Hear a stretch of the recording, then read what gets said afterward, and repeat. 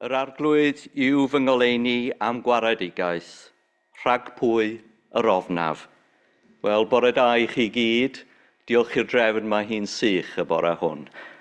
Ond croeso mawr i chi, a croeso i'r rhai sy'n ymuno ni drwy gyfrwng y camera hefyd. Croeso mawr. Ydyn ni yn falch iawn o gael cwmni pawb heddiw'r bore. Nawr, fe ddechreuwn gyda'r emyn 266. Emyn o eiddo Tiwdor Davies. Dy deyrnas dduw dad yw'r cyfanfyd i gyd, dy ddwyfol lywodraeth sy'n cynnal pob byd. Ternasoedd y ddaear, darfyddant pob un, tragwyddol dy deyrnas, fel tithau dy hun, ac yn y blaen. Rhif yr emyn 266.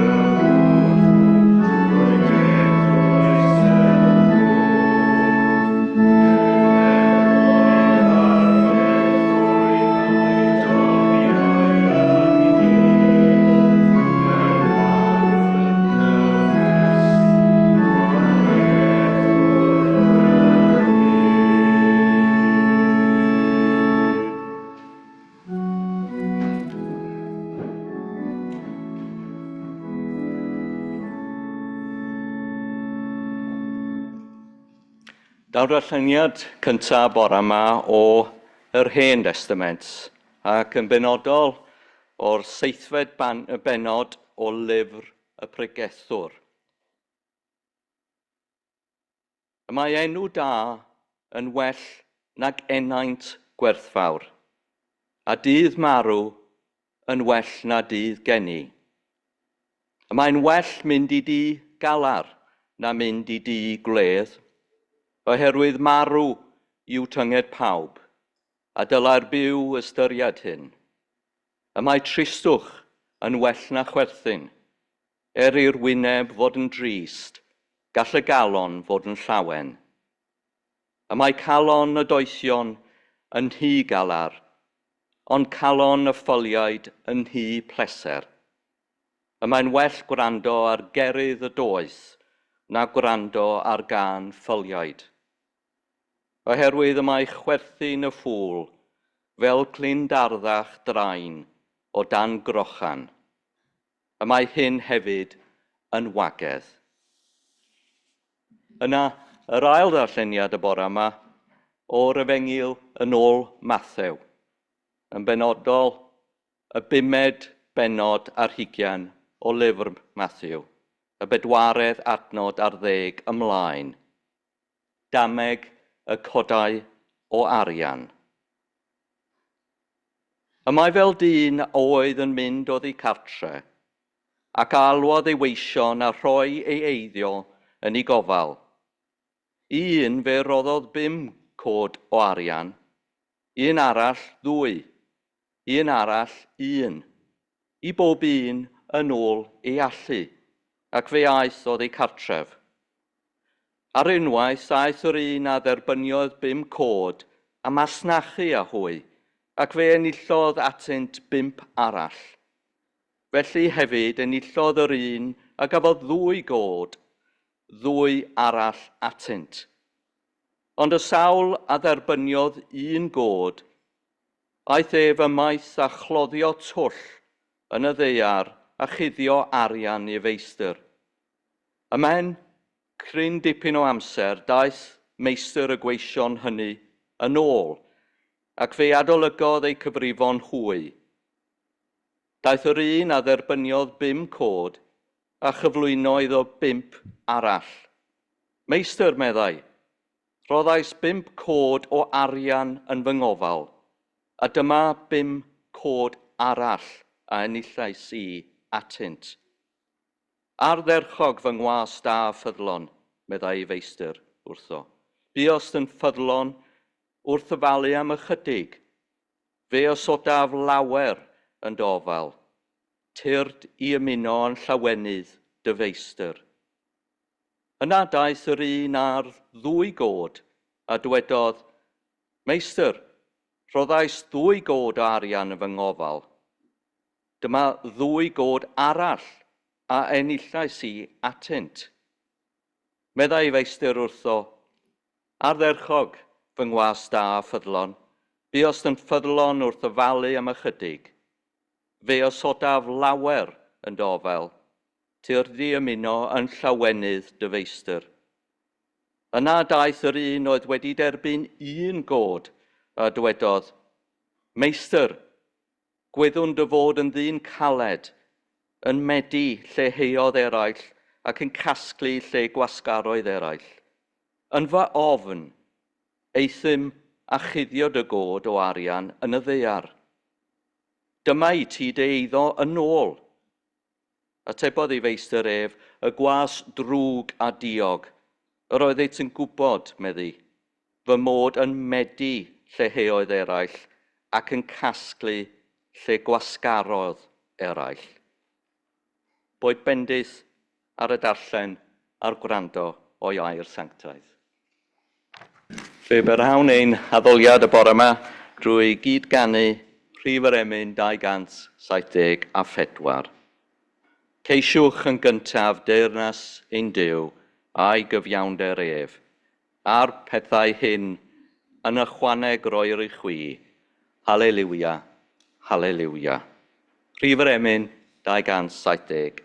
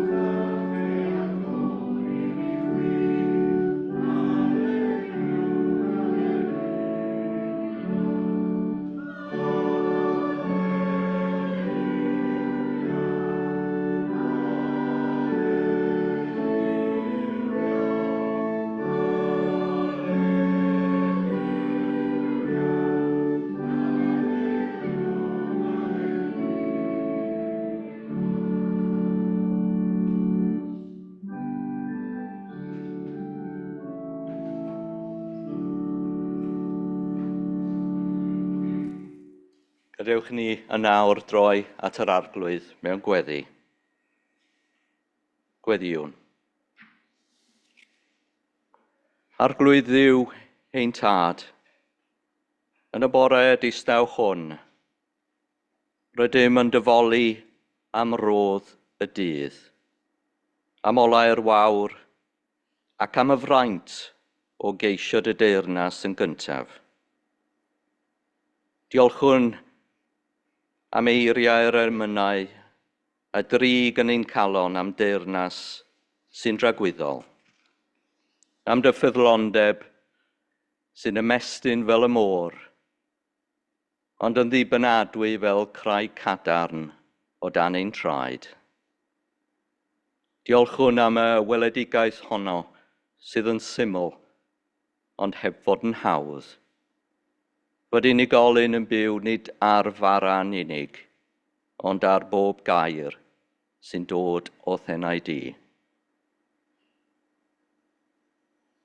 O Grist, ein meistr hael, yr wyt wedi ymddiried trysorau i'n dwylo, talentau, codau o arian. Ambell un yn fawr, nifer yn fach, ond pob un yn rhodd, yn ôl ein gallu. Ac eto, cyffeswn o'th flaen ein bod yn rhy aml fel y gwas ofnus yn y ddameg, yn claddu yr hyn a roddais di ni, yn gadael i ofn a diogi gair drws ar y bywyd rwy ti neu alw i ni fyw. Maddau ni pam nad ydym ni'n gwneud y gorau o'r hyn sydd wedi ymddiried yn ni, ac yn waith fyth yn ei guddio rhag y byd, ac wedi gwadu ar y cyfle a'r hyder sydd gen y ti ynom ni. O arglwydd goleuon calon a thysbryd, rhoi ni ddewrder i herio ein hofnau, i ddeall pob cam bach ymlaen, a fydd yn fendithiol mwyn lleihau'r ofn ychydig. Y dasg yw dal ati i herio'r ofn. Disg ni ddechrau lle rydyn ni i ddefnyddio'r hyn sydd gennym ac i wneud yr hyn a allwn. Nid mewn ysbryd o bryder, ond mewn gras ac ymddiriadaeth. Da ni'n falch o fod yma heddiw'r bore, mwyn i ni gael ein nerthu a'n hadfywio. Ac yn yr ysbryd yma, down ger dy fron, diolchwn mai ti yw awdur ac arglwydd bywyd, a ffynhonell iechyd a chyfanrwydd. Maeddai ni ein dibristod o werth bywyd ac iechyd. Molwn di am dy ofal tadol drosom, amlygu'r mewn amrywiol ffyrdd, ac yn arbennig trwy weinidogaeth y rhai sy'n gofalu am gleifion, yn cwysuro'r gwangalon, yn cyfannu lle mae'r rhwygiadau. Cofia heddiw o dad, aelodau yr eglwys hon, sy'n dioddef neu mewn poen, y rhai sy'n wynebu triniaeth neu ganlyniadau ansicr, ein dysyfiad a'n bwriad yn enw dy fab anwyl y byddent yn profi gwellhad corfforol ac yn dawel i meddwl. Roedd iddynt brofi dy eiriau nac ofnwch, a phrofi goleuni dy bresenoldeb hyd yn oed yn nymder y nos. Cofio rhai sy'n hiraethu heddiw am elwydydd sydd wedi profi galar, a rhai sy'n pori drwy atgofion ac yn teimlo'n unig yn eu colled. Bydd yn agos atynt fel ffrind, yn gysur yn ei dagra, a cherdded wrth ei ochr gyda thrasg diysgog. Boed i ni fel gweision fod yn ffyddlon, fod yn barod i wrando ar dy lais pan ddel yr alwad.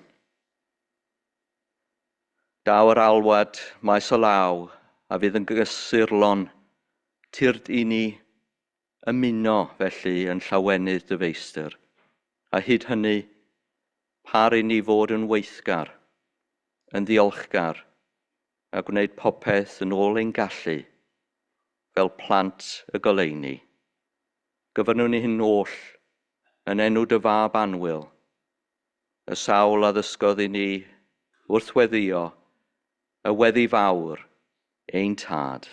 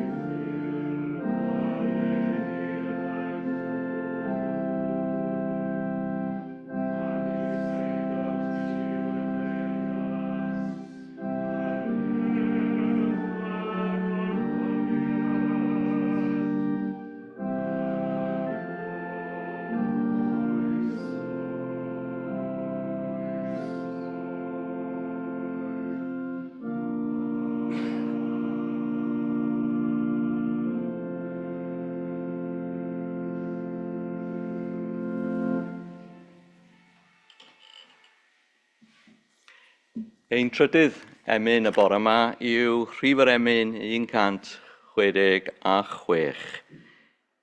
Ni fethodd gweddi dair erioed a chyrraedd hyd y nef, ac mewn cyfyngder fenaid rhed, yn union at o ef.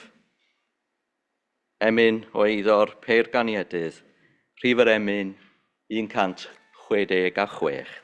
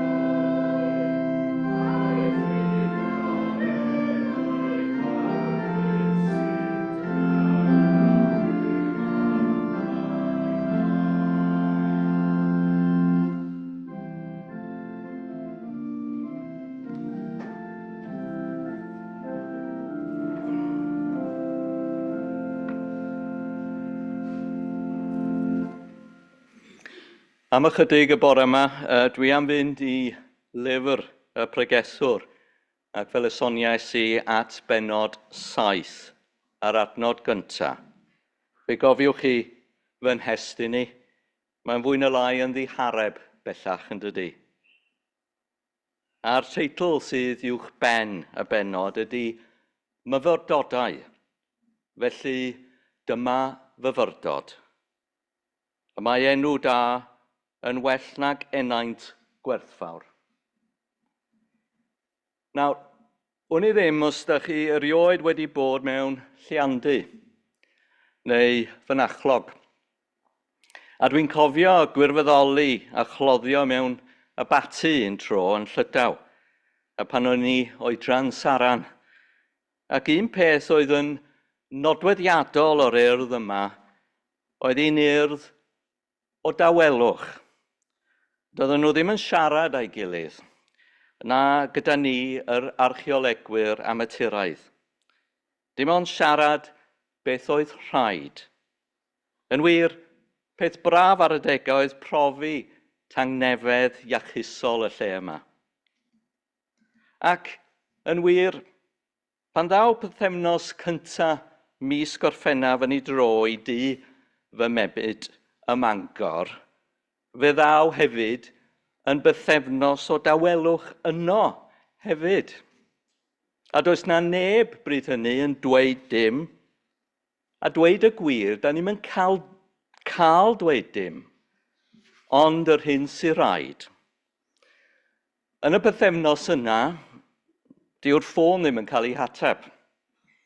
Does na ddim croeso i unrhyw ymwelwyr, heb sôn am y gweinidog.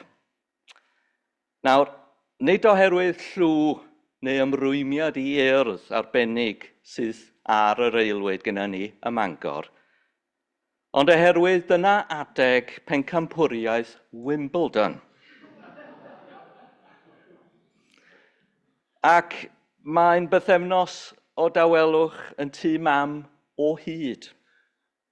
Does neb yn dweud dim, ond beth sydd rhaid. A phe bai ambell i edrychiad yn medru lladd, fyddwn ni ddim yma yn y crwys y bore yma. Nad ydw i'n un o ffanaticiaid mawr y gêm, yr hyn a wnes i eleni oedd darllen hunangofiant un o ser Wimbledon ar byd tennis. Ac mae rhaid i mi ddweud fy mod i wedi cael bendith fawr. Yn sicr, da chi'n gwybod amdano fo, dwi'n siŵr. Na, nid Bjorn Borg, bod ganddo fo gofiant newydd sydd wedi ymddangos ar y silffau llyfrau, y siopa'n ddiweddar iawn. Ond y sawl a gipiodd Wimbledon o flwyddyn cyn i Bjorn Borg ddod i'r brig, ac ennill y bencampwriaeth sawl gwaith o'r bron. Ac enillodd y sawl yma, y bencampwriaeth yn Wimbledon yn 1975. Ei wrthwynebwyr oedd, fel eich cofio ella, Jimmy Connors. Ydych chi'n ei gofio fo? Y dyn croenddu cyntaf i wneud hynny, Arthur Ashe. Ac fo, ym 1975.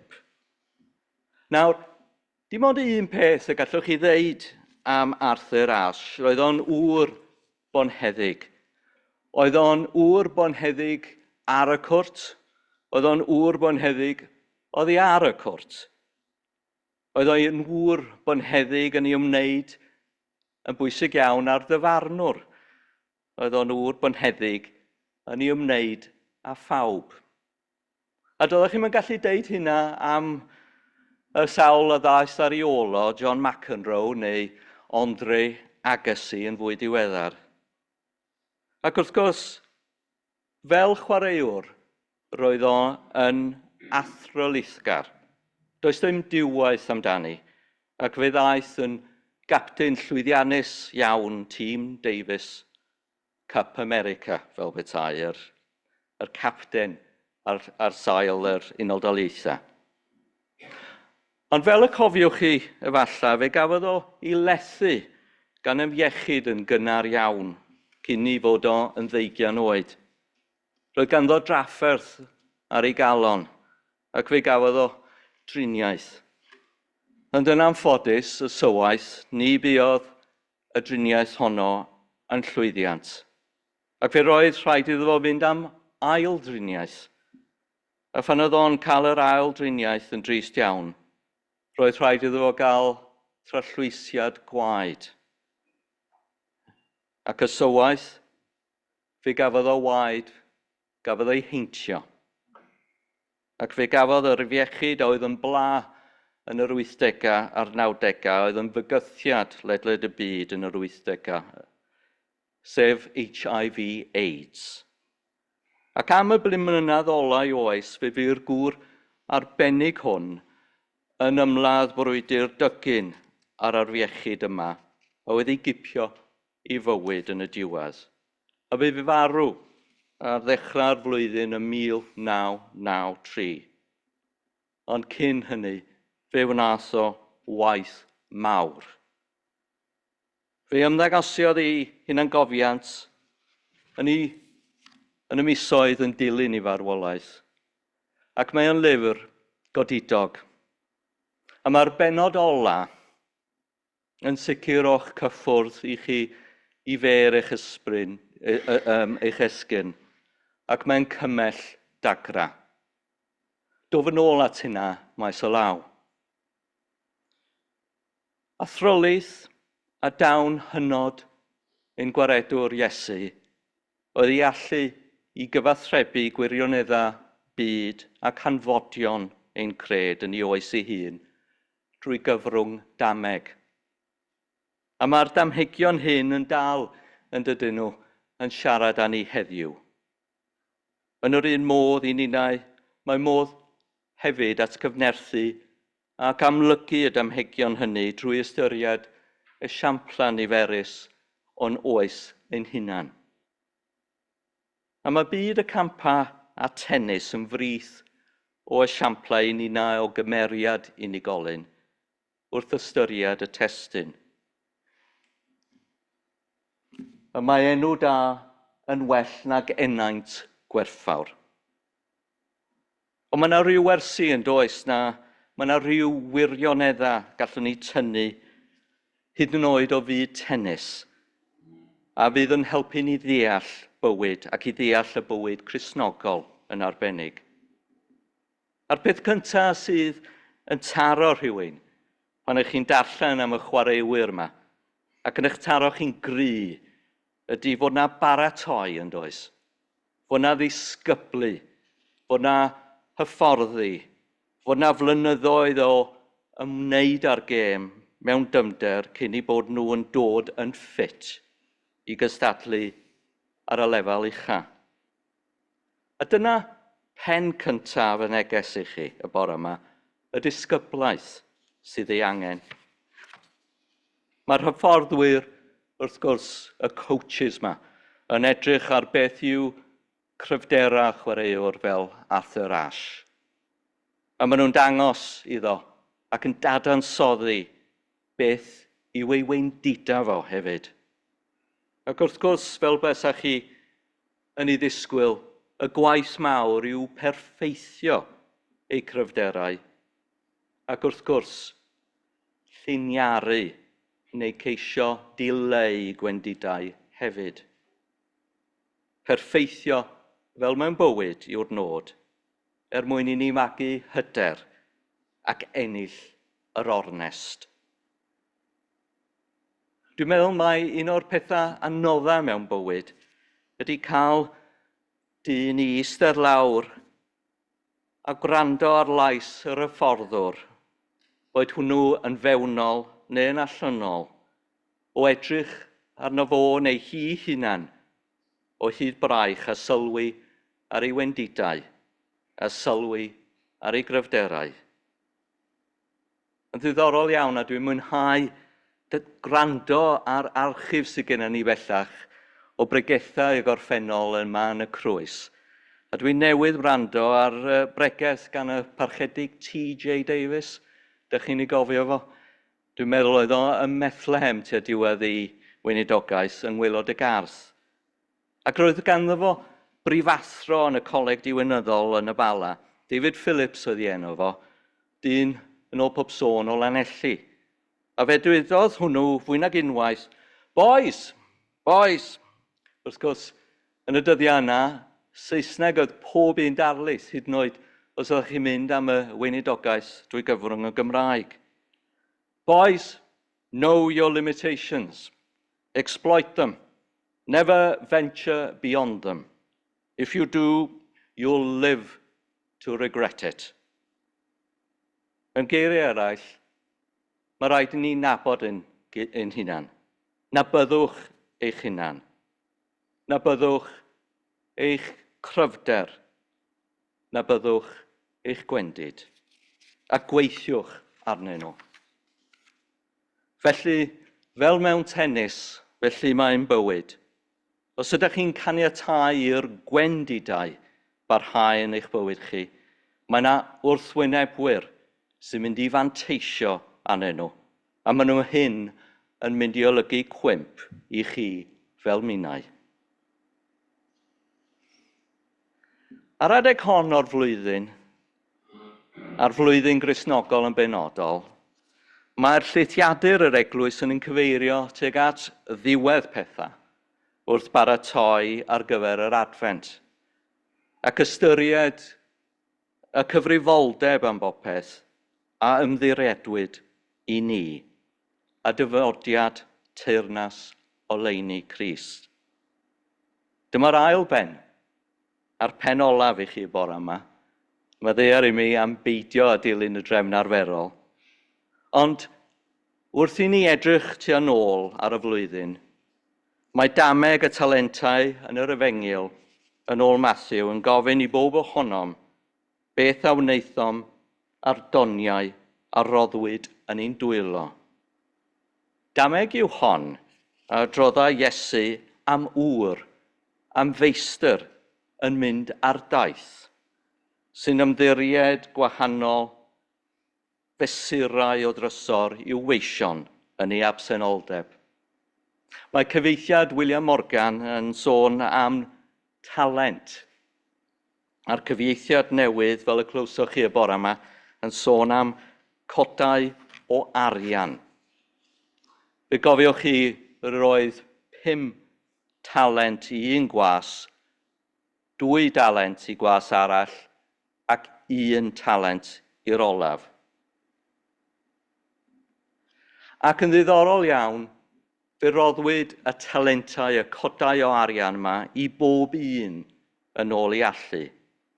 Dyma geiriau allweddol i bob un yn ôl ei allu. Nid faint a roddwyd iddynt sy'n bwysig, ond pa mor ffyddlon oedd ei ymateb i'r hyn oedd y fewn ei gallu.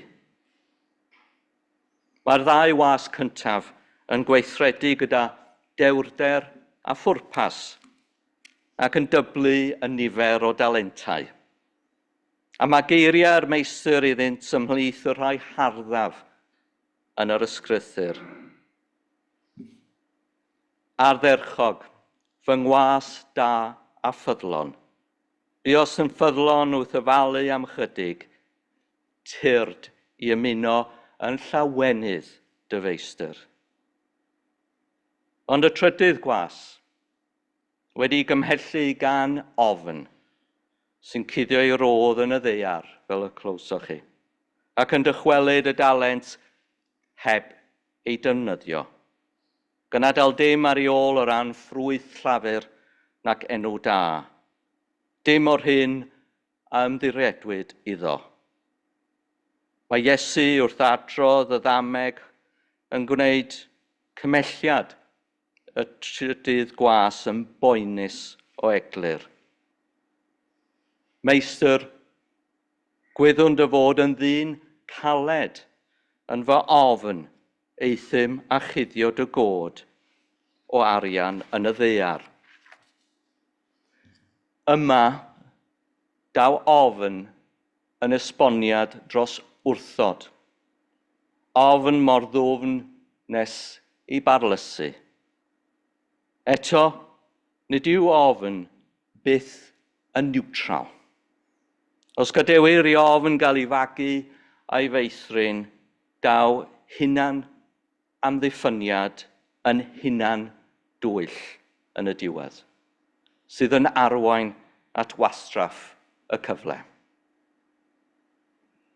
Fel y dywedodd Arthur Ashe unwaith, gyda ymwybyddiaeth a doethineb sydd yn adlewyrchu doethineb ysbrydol y ddameg. Bob tro, medda fo, bob tro yr enillwch, mae'n lleihau'r ofn ychydig. Ni ddilewch yr ofn o golli byth mewn gwirionedd. Rydych yn parhau i'w herio. Fel y ddwedodd o yn y Saesneg, you keep challenging the fear. Ac ni heriodd y gwas yn y ddameg I ofn erioed. Yn hytrach nag offrymu rhywbeth, mor fach, cuddiodd o bob dim. Nid yn allu oedd ei drasiedi, ond ei amharodrwydd. Ei fywyd wedi grybachu gan ofn a chwilydd. Wedi nodweddu gan yr hyn y mae Iesu yn enwi'n uniongyrchol fel ymddygiad drwg a diog. Yn ddiddorol yma o eiriau'r Iesu, y mae diogi yn gyfwerth adrygion ni. Mae'r apostol Paul yn ei epistol cyntaf at y Thessaloniaid yn ein rhybuddio I aros yn effro, I fyw fel plant y goleuni, yn sobor, yn wyliadwrus ac yn barod I roi ei hunan mwyn calonogi ac adeiladu bob un ohono ni. Pobl y goleuni, pobl y dydd yda ni. Nid ydym yn perthyn i'r nos nac i'r tywyllwch. Am hynny rhaid ni beidio a chysgu fel y rheilyw, ond bod yn effro a sobor. Mae'r alwed hon yma I ni fod yn effro, I ddewrder ysbrydol, yn atseinio drwy'r ddameg ac yn cael ei adleisio y mywyd rhyfeddol Arthur Ashe.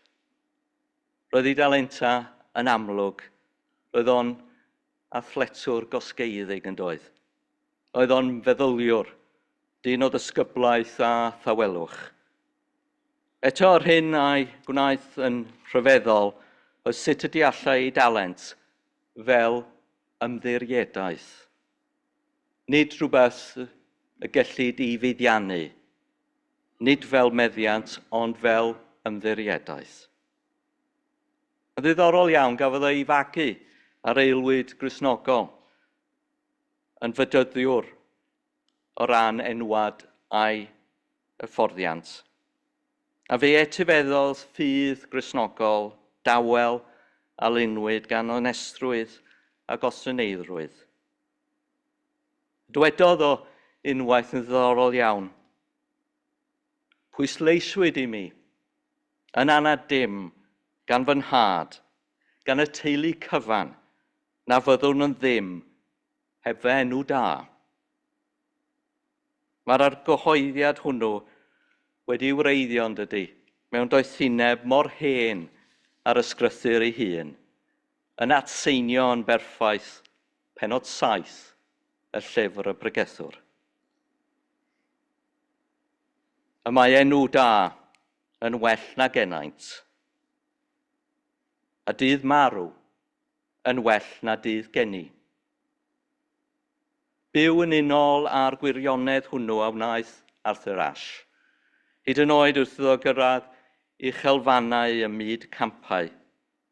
Roedd ei fywyd yn amlygu nodweddion amlwg disgyblaeth, amynedd am bwysa, maddeuant yn lle dicter, a fe gredai fod pob dawn yn etifeddiaeth, yn gyfrifoldeb ger bron Duw.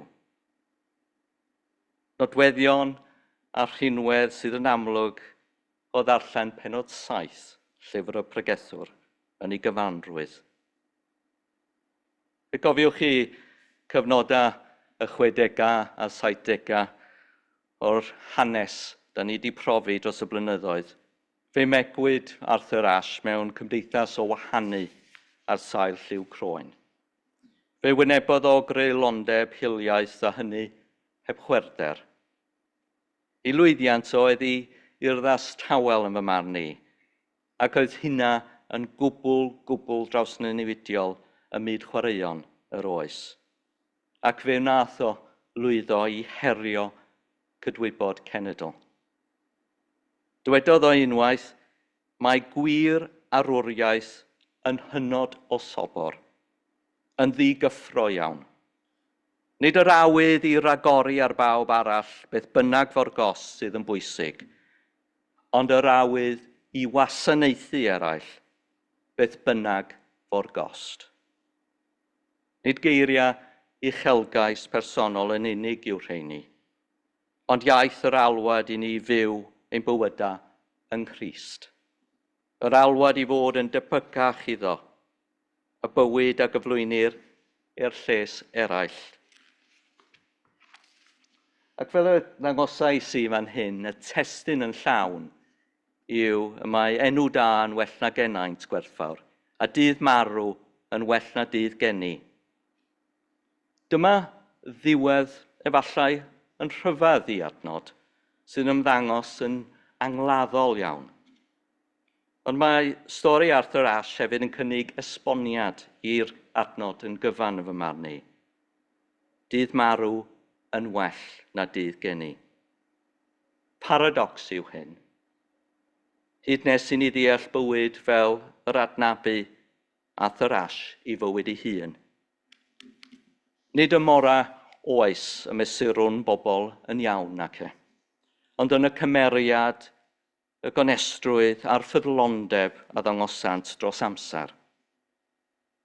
Erbyn diwedd ei fywyd, can weld nodweddion dewrder, eglurder moesol a thosturi. Roedd Ashe wedi ennill yr enw da. Hwnnw wedi lunio nid gan dlysa a gwobrau i gamp, ond gan ras. Mae eiriau ei hun yn atseinio'r gwirionedd hwnnw. O'r hyn a gawn gallwn ennill bywoliaeth. O'r hyn a gawn gallwn ennill bywoliaeth. Ond o'r hyn a roddwn fodd bynnag ceir bywyd. Ond o'r hyn a roddwn fodd bynnag ceir bywyd. Darganfu'r ddau was ffyddlon yn y ddameg hefyd, ei bywydau yn elwi drwy roi, ei dewrder yn lliosi ei doniau. A deallant hwy yr hyn na allai y trydydd gwas ei ddeall, bod yr rhodd wedi roi i'w ddefnyddio.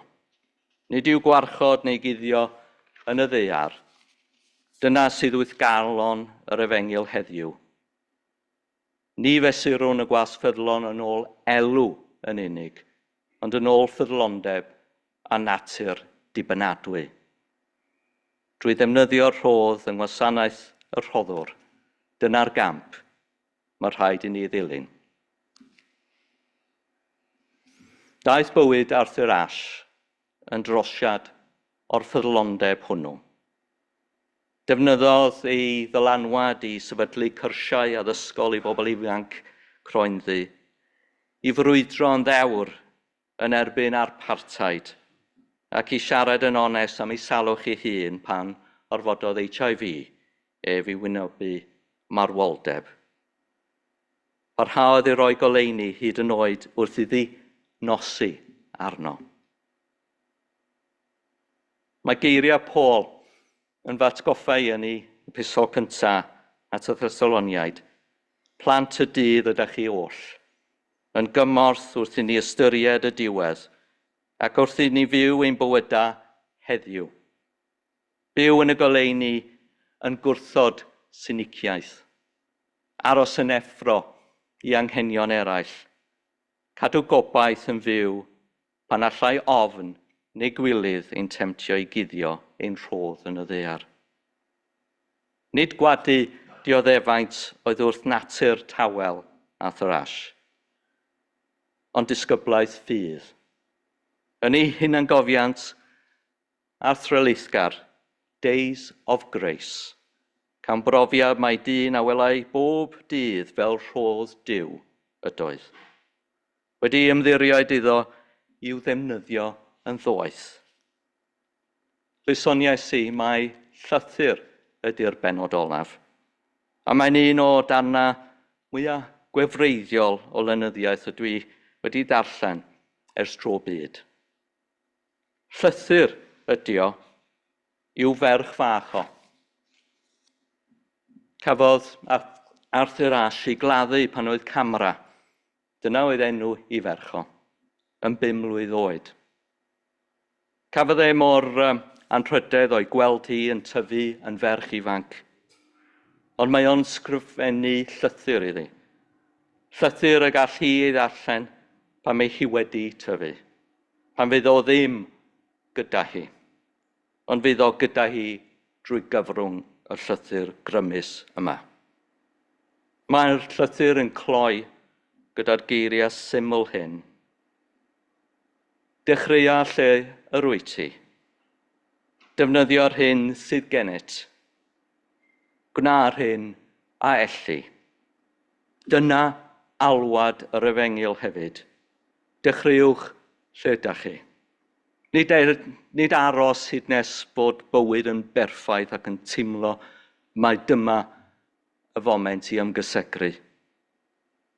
Defnyddiwch yr hyn sydd gennych, hyd yn oed os yw'n ymddangos i chi yn ddiwerth yn bitw. Ac yn olaf, gwna'r hyn a elli, a gwnewch o gyda chariad, dewrder ac ymddiriadaeth yn enw'r hwn a roddodd y rhodd. Wrth i ni nesau y diwedd blwyddyn, yr eglwys, efallai gofyn i ni yn hunan beth a wnaethom ar bywyd a ymddiriedwyd i ni. A fuom yn byw yn effro fel plentyn y goleuni. Cofiwch mai nid mewn ystymia mawreddog y daw teyrnas Dduw yn agos, ond wrth ymyfrydu yn ffyddlon y mendeithion gras, a hynny o ddydd i ddydd. Galwodd Arthur Ashe ein angofiant Days of Grace, iddo ef roedd pob dydd, hyd yn oed y rhai caletaf yn rodd i'w defnyddio, nid i'w claddu na'i chuddio. Wedi nina heddiw'r bora fyw ein dyddiau yn yr un modd, yn effro, yn ddiolchgar, ac yn barod i gyfarfod yr arglwydd, sy'n ymyfrydu mewn gweision ffyddlon. Mwyn ei enw. Amen.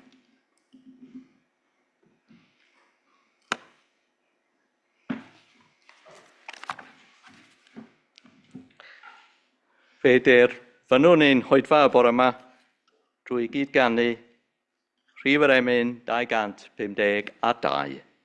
Rhoi ni weledigaeth ar ddyfrenhiniaeth di, sy'n estyn o'r mynyddoedd hyd eithaf ton ar llu. Ni fynnwn ni ymostwng yn rwysg ein gwamal oes, ond ith awdurdod sanctaeth a chyfraith Crist a'i groes. Ac yn y blaen, Rhif yr Emyn 252.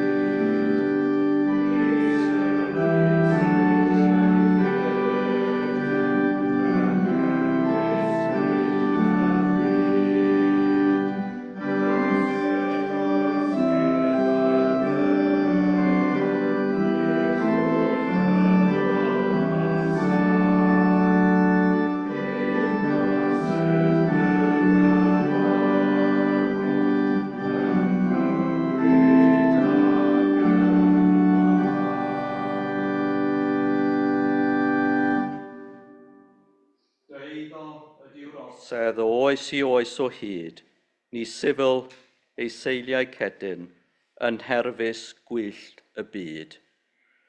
Boed bendith Duw arnom ar y sul hwn, ac yn wastadol. Amen.